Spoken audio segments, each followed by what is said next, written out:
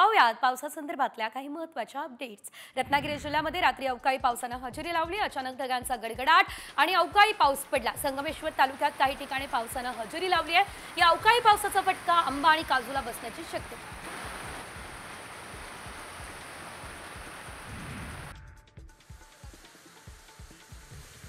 सिंधुदुर्गच्या दोडा मार्गामध्ये अवकाळी पावसाने हजेरी लावलेली आहे। तर तिलारी, साटेली, भेडशी गावात जोरदार पाऊस झालेला आहे। अवकाळी पावसाचा आंबा काजूला फटका बसण्याची शक्यता आहे। वादळी वाऱ्यासह पाऊस झाल्याने काही भागातील वीज पुरवठा खंडित झाला।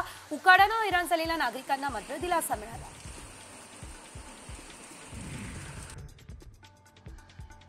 सोलापूरच्या बार्शी तालुक्यात अवकाळी पावसाचा फटका बसला। तालुक्यातल्या राळेरास या गावात टरबूजाची बाग मातीमोल झाली।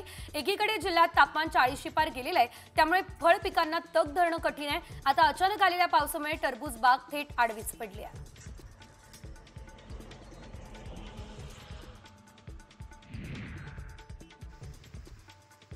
सातारा शहरालगत असणाऱ्या ग्रामीण भागामध्ये वादळी वाऱ्यासह मुसळधार पावसाला सुरुवात झाली असल्याचं आपल्याला बघायला मिळतंय।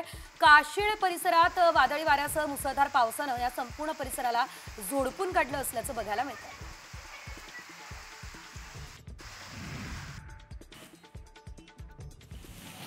कराड शहरालगत वादळी वाऱ्यासह पाऊस झालेला आहे। ढगांच्या कडकडाटासह पावसाला सुरुवात झाली असल्याचं बघायला मिळतंय।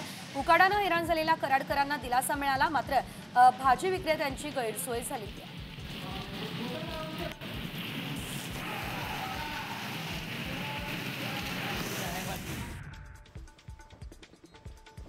सांगली शहरासह मिरज पूर्व भागाला प्रचंड वादळी वाऱ्यासह पावसाने तडाखा दिला।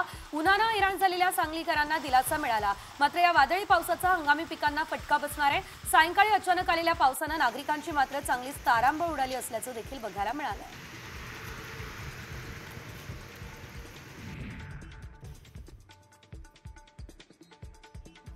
कोल्हापूर जिल्ह्यातील अनेक भागात मुसळधार पावसाला सुरुवात झाली असल्याचं बघायला मिळतंय। तर हवेत गारवा निर्माण झालाय। उकाड्यापासून नागरिकांना दिलासा मिळाला असल्याचं पाहायला मिळतंय। जोरदार पावसामुळे अनेक ठिकाणी वीज सुद्धा गायब झाली असल्याचं बघायला मिळालं।